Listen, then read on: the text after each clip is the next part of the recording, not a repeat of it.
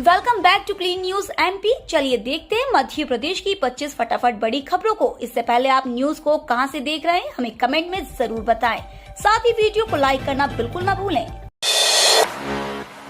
कपड़े के दाम बढ़ने से कम हुआ टर्नओवर। साड़ियां।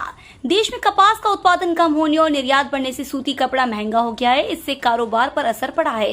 थोक बाजार में टर्नओवर 30% तक कम हुआ है। व्यापारियों के मुताबिक लोग अब जरूरत का कपड़ा ही खरीद रहे हैं। ग्रामीण क्षेत्र में कॉटन कपड़े की मांग में गिरावट आई है। मध्य प्रदेश में बगैर अनुमति या स्वीकृति से अधिक भवन निर्माण पर कार्रवाई के निर्देश। मध्य प्रदेश में बगैर अनुमति या अनुमति से अधिक भवन निर्माण पर सख्ती से कार्रवाई की जाएगी। नगरीय प्रशासन एवं विकास आयुक्त निकुंज श्रीवास्तव ने नगर निगम आयुक्त और मुख्य नगर पालिका अधिकारियों को ऐसे मामलों में सख्त कार्रवाई करने के निर्देश दिए हैं। उन्होंने निकाय क्षेत्र अंतर्गत भवन निर्माण अनुज्ञा स्वीकृत मानचित्र के विपरीत या अनुज्ञा के बगैर ही निर्माणाधीन बहुमंजिला एवं ऊंचे भवनों को 20 सितंबर तक चिन्हित कर रिपोर्ट मांगी है। एडमिशन के लिए मान्य होंगे डिजी लॉकर पर अपलोड 12वीं की मार्कशीट और माइग्रेशन सर्टिफिकेट। केंद्रीय माध्यमिक शिक्षा बोर्ड ने शुक्रवार को जारी नोटिस में विश्वविद्यालयों से आग्रह किया है कि वे डिजी लॉकर पर उपलब्ध सीबीएसई कक्षा 12वीं की मार्कशीट और माइग्रेशन सर्टिफिकेट स्वीकार करें। आधिकारिक नोटिस में सीबीएसई ने कहा है कि सभी उच्च शिक्षण संस्थानों को डिजी लॉकर पर डिजिटल दस्तावेजों को स्वीकार करना चाहिए क्योंकि वे कानूनी रूप से मान्य है।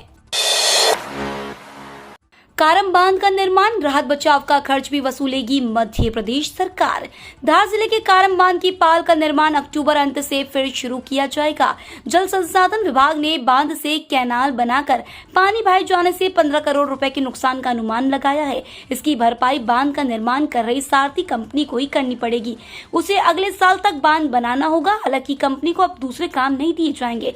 सतर्कता बरतते हुए सरकार ने खरगोन और धार जिले के 18 गांवों को खाली कराया और बाईपास चैनल बनाकर 14 अगस्त को पानी खाली किया।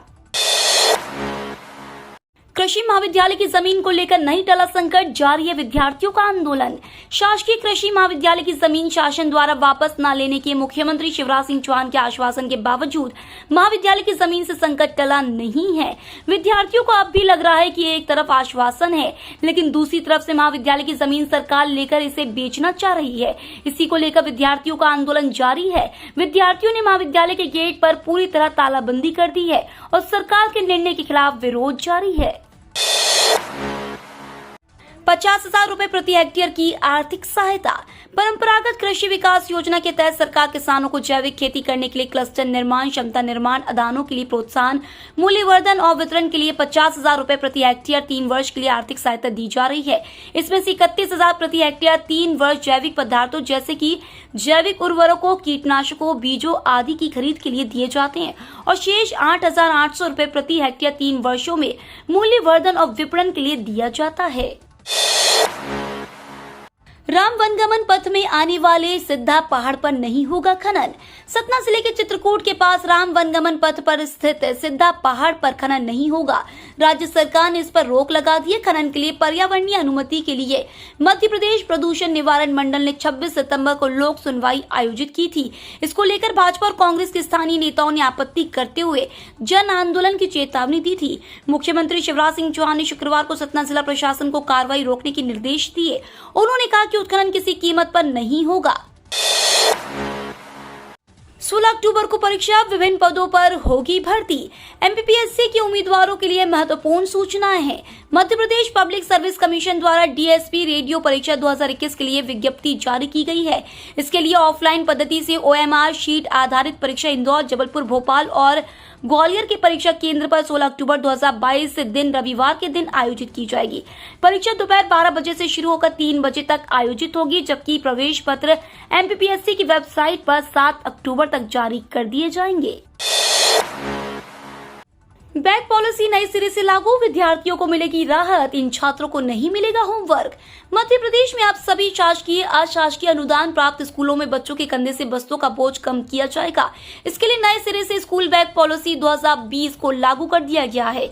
मध्य प्रदेश शासन ने राष्ट्रीय शिक्षा नीति के क्रियान्वयन के लिए मानव संसाधन विकास मंत्रालय और साक्षरता विभाग के निर्देश पर स्कूल में पॉलिसी के परिपालन में नई गाइडलाइन जारी की गई है। इसके तहत कक्षा 1 से 12वीं तक के छात्रों के स्कूल बैग का वजन निर्धारित कर दिया गया है। कमलनाथ ने सीएम शिवराज से की आश्रितों को अनुकंपा नियुक्ति देने की मांग। प्रदेश कांग्रेस अध्यक्ष एवं पूर्व मुख्यमंत्री कमलनाथ ने मुख्यमंत्री शिवराज सिंह चौहान से मध्य प्रदेश विद्युत मंडल में सेवाकाल के दौरान सामान्य रूप से दिवंगत हुए कर्मियों के आश्रितों को अनुकंपा नियुक्ति दिए जाने हेतु सकारात्मक पहल करने का आग्रह किया है। किसानों के लिए खुशखबरी, सितंबर में आएगी 12वीं किश्त। पीएम किसान योजना के 12 करोड़ 50 लाख लाभार्थी किसानों के लिए काम की खबर है। ई-केवाईसी करवाने की आखिरी तारीख 31 अगस्त 2022 को समाप्त हो गई है। अगर आपने इस तारीख तक ई-केवाईसी नहीं करवाई है तो नियमों के तहत आपको मिलने वाली किश्त के पैसे अटक सकते हैं। वहीं जिन किसानों ने इस काम को तय समय के अंदर पूरा कर लिया है उन्हें किश्त का लाभ दिया जाएगा। ऐसी संभावना है कि 5 सितंबर तक खाते में अगली किश्त आ सकती है। 92 प्राइवेट अस्पतालों के लाइसेंस निरस्त। मध्य प्रदेश के जबलपुर के न्यू लाइफ सिटी हॉस्पिटल में हुई बड़ी घटना के बाद स्वास्थ्य विभाग की नींद खुली। जांच पड़ताल करने के बाद स्वास्थ्य विभाग ने जबलपुर के साथ ही भोपाल, ग्वालियर के कई सारे अस्पतालों के लाइसेंस को रद्द कर दिया है। इनमें भोपाल के 21 अस्पताल, जबलपुर के 33 अस्पताल और ग्वालियर के 19 शामिल है। इतना ही नहीं, इंदौर के 260 अस्पतालों ने भी सुरक्षा के कोई कदम नहीं उठाए हैं। ऐसे में अब इंदौर के अस्पतालों की भी जाँच की जा रही है। स्वास्थ्य विभाग लगातार अस्पतालों में हो रही गड़बड़ी और लापरवाही पर निगरानी रख रहा है। 15 सितंबर तक सुभाष नगर अंडरब्रिज से जिंसी धर्मकांटा तक मार्ग बंद।